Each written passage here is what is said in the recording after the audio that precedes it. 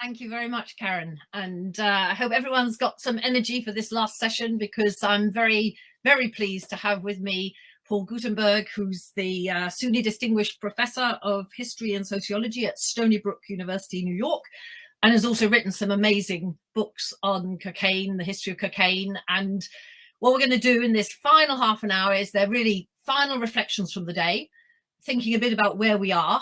I'm only going to speak for 10 minutes at the most. I'll try and keep it less, and then hand over to Paul for 15, and then just talk to you a little bit about what's going to happen tomorrow and encourage you all to come.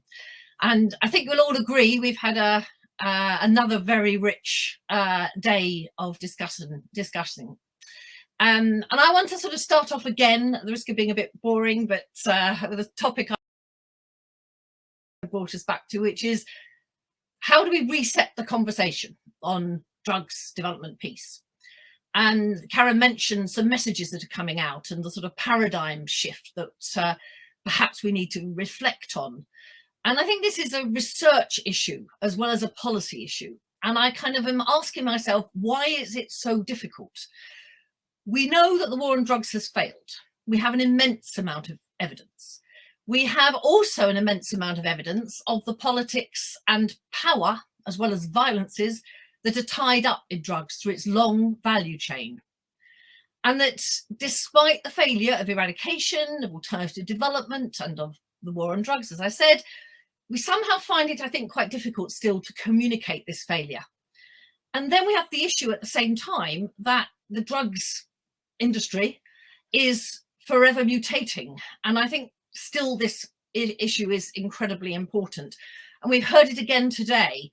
Romain has just pointed out about what fentanyl has been doing to opium production in Mexico. But in fact, there's also an impact on cocaine, as you will well know.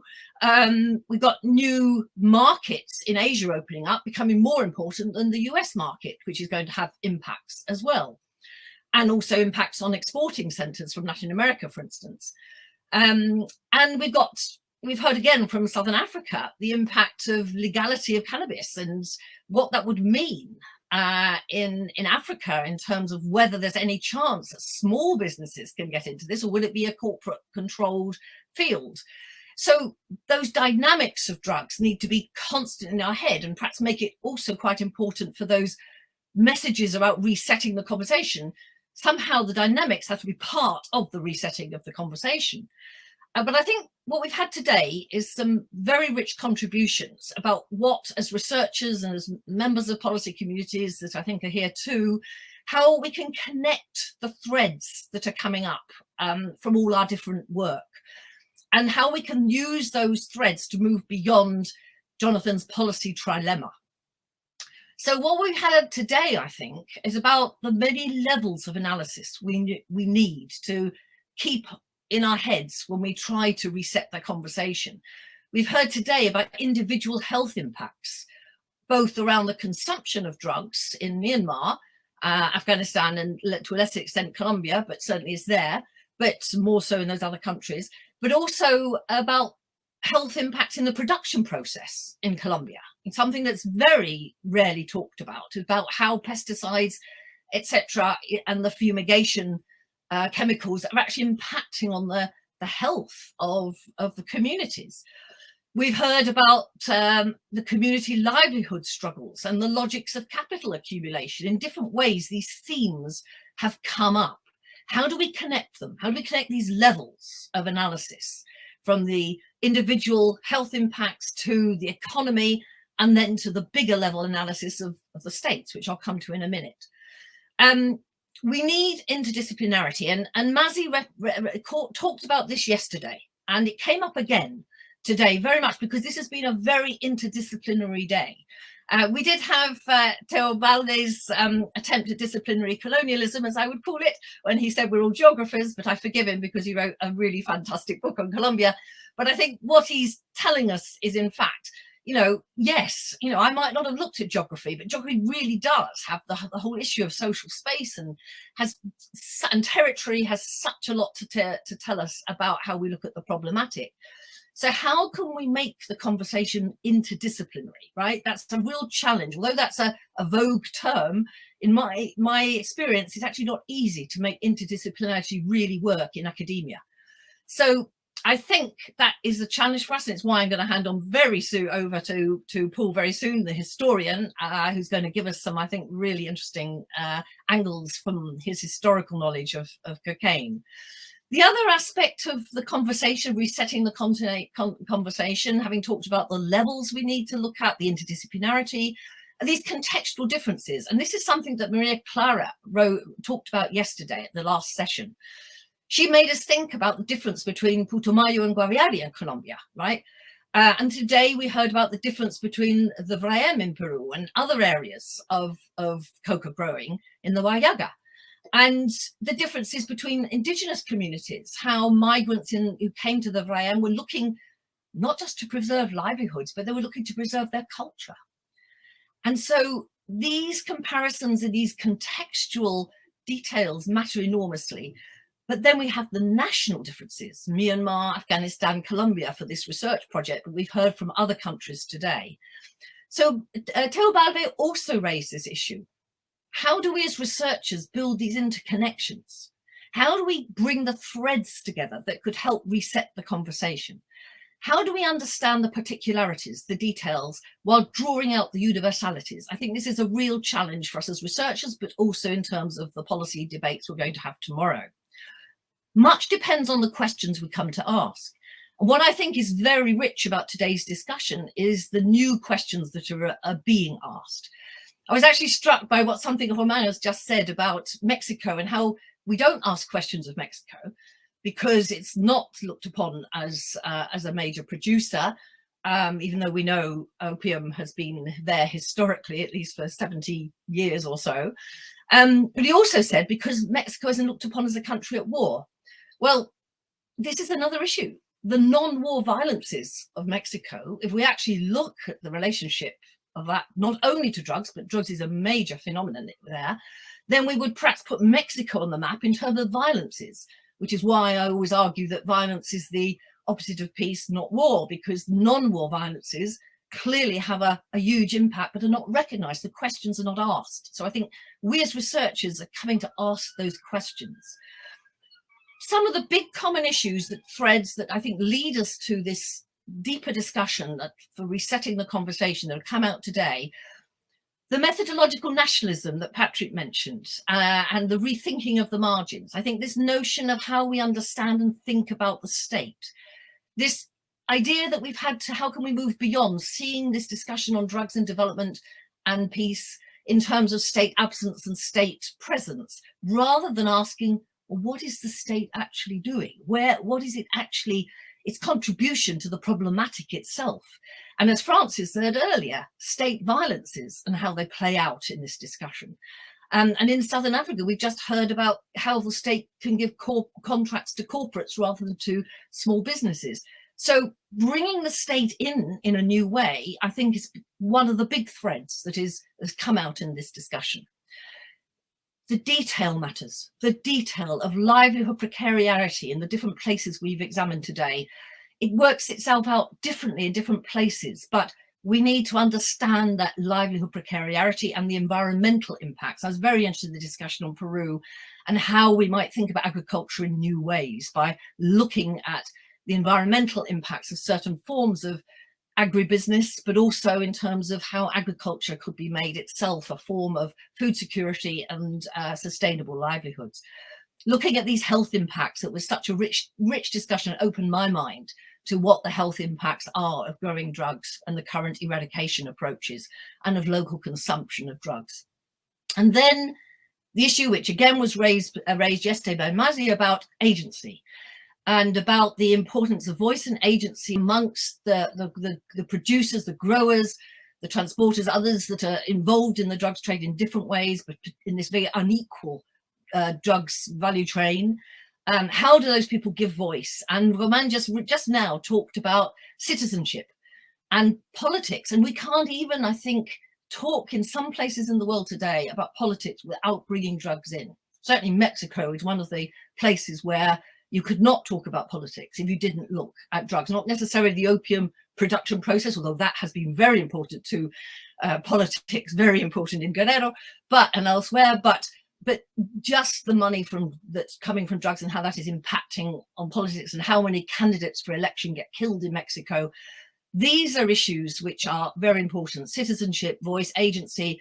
And I mean, I am always struck in Colombia by how many people in the midst of the most horrendous violences use their agency to actually talk about the issues in a way they don't. As I always love the quote from Marx, we make history but not in conditions of our own choosing.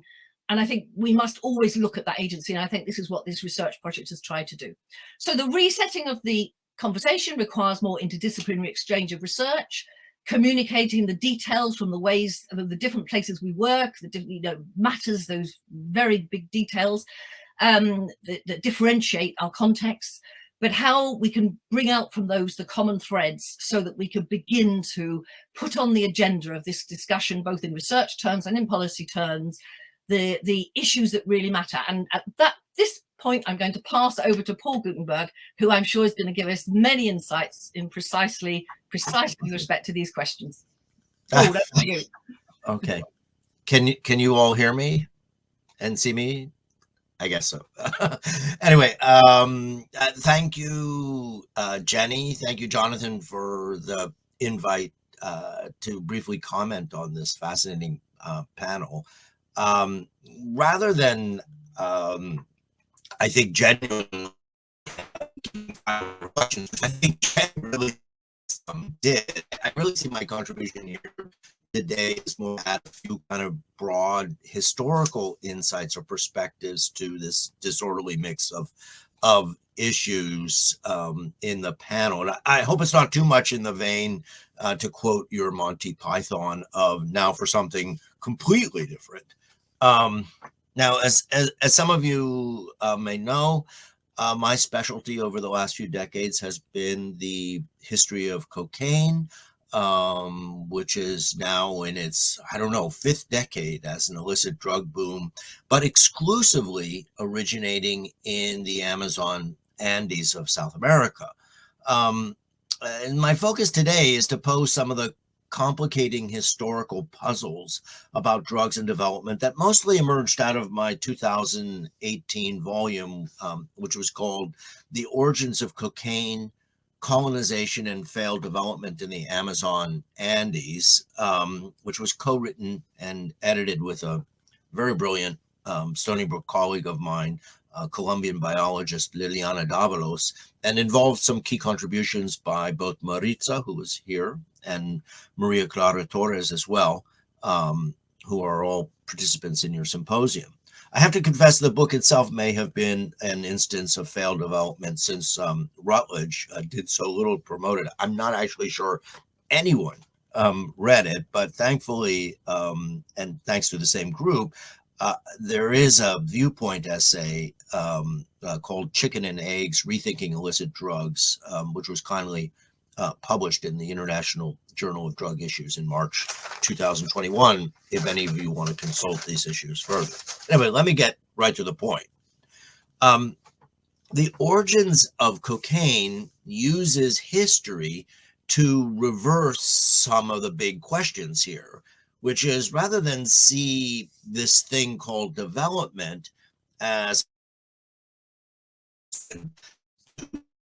this raging global illicit drug economy, it looks at the role that development played in birthing the initial creation or eruption of illicit activities during the 1960s and 70s, the so-called global development decades. Now, the specific in-depth case or site is the tropical Amazonian frontier escarpment of the Eastern Andes. 3 key places, which I'm sure you've heard about a lot in the past day.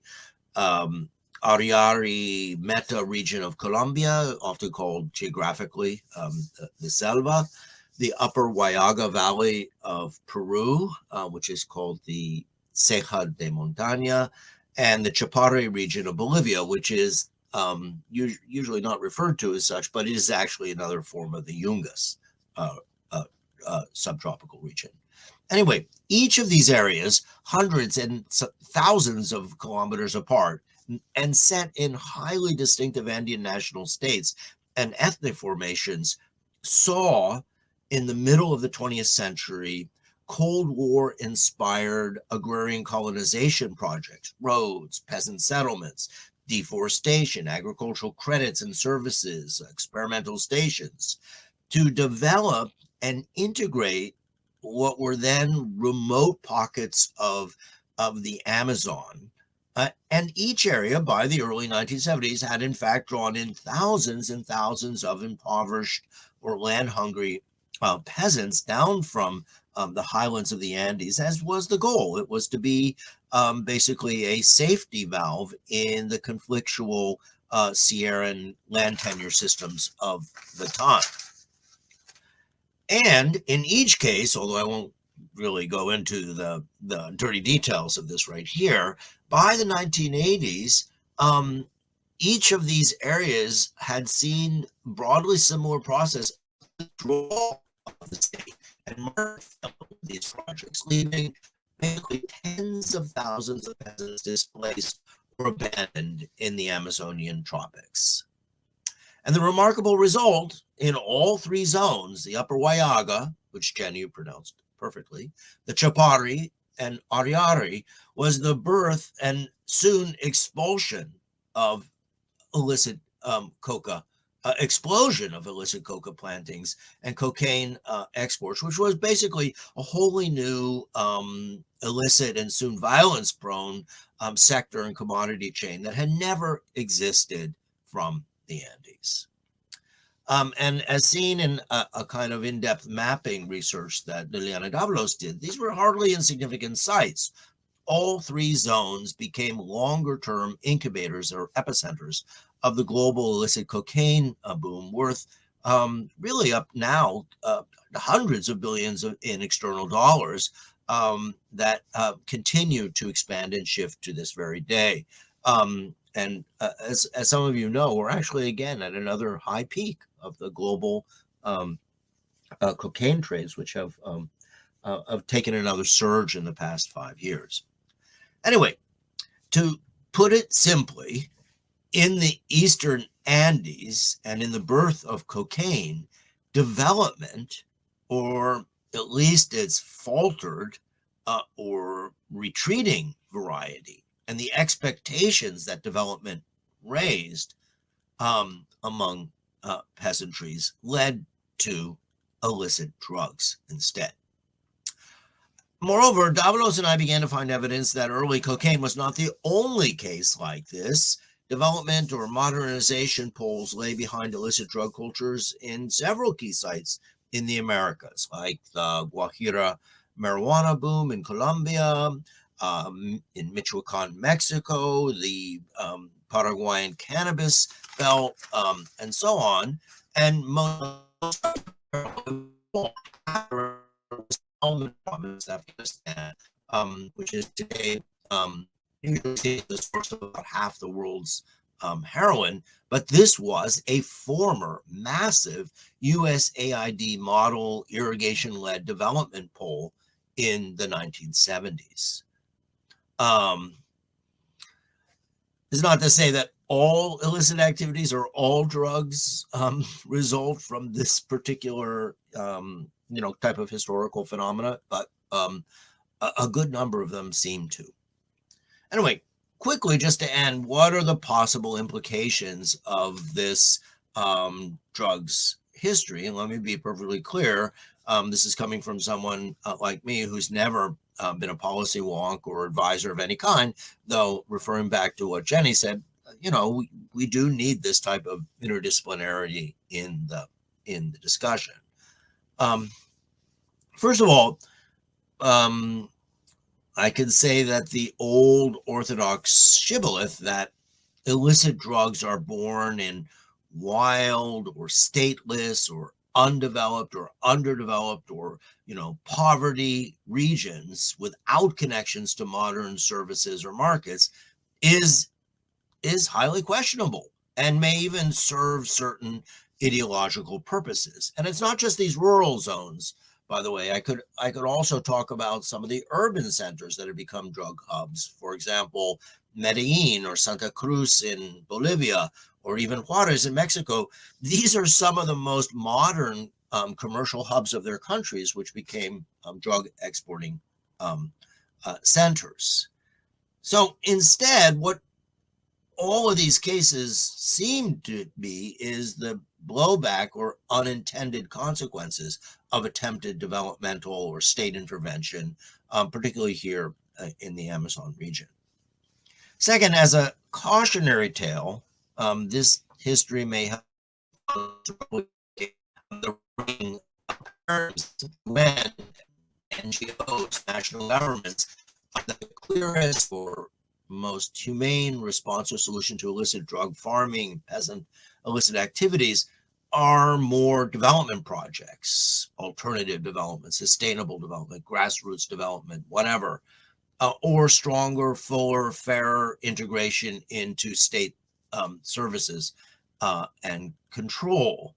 And as most of you probably know better than I, the history of these alternative development endeavors over the long term, over the past few decades, is also one that reveals very few clear success stories in the larger global context of uneven development, prohibitionist policies, and militaristic interventions, and also environmental destruction. So I think I'll just end here by saying that the history of drugs and development, or development in drugs, to reverse it, turn it on its head, is one that is filled with some surprising paradoxes, but ones that I hope can contribute to your interdisciplinary discussion. Okay, thank you. To be exactly what I wanted, which is that, yeah, when we look at Paul's work and the history, you just ask new questions because you see, you know, the assumptions that are often made in the contemporary period, right? When you actually go back and see the history of where those assumptions come from, really you need to reset the conversation. And so I think that's a really helpful contribution. We lost you occasionally on the internet, I'm afraid. Sorry. No, Joe, it's not your fault. I think we managed to pick up the gist, and I have read your book, by the way, and That's good. so I highly recommend The Origins of Cocaine. Really, very, very helpful to us. Okay, so we've reached the end of today. All that remains now is just to encourage you to come tomorrow, because really it's going to be a very important day tomorrow. We've had so far 2 days of rich and varied panels, presentations, questions and answers, and there's going to be a change of pace tomorrow, right? So this thing is going to involve reflection on how research can be and is being used. And so it's about the policy engagement. It's going to be a policy engagement learning workshop. There'll be much more of a chance to talk to others about what you've learned at the conference. So there's going to be more chance for discussion. It's always very difficult to get the balance right. And so tomorrow we'll have more of that. You can spend more time in our expo area looking at outputs from the research, as well as hearing project partners in conversation about their experiences and engagement. And I think what's going to be very important is going to be a more participatory event tomorrow, a workshop. And we're going to explore in much more detail these interfaces between research, evidence, knowledge and policy in the drugs development and peace building arenas. We're going to look at the policy engagement activities that this particular research project has developed and the achievements of the project. And it's going to be a very good space, I think, for getting to know each other, getting to know people working in a similar field, but perhaps who you don't know yet and who you would like to work together with in the future. A great opportunity there for us to come together and reset the conversation. So hope to see you all tomorrow. And in the meantime, have a good evening.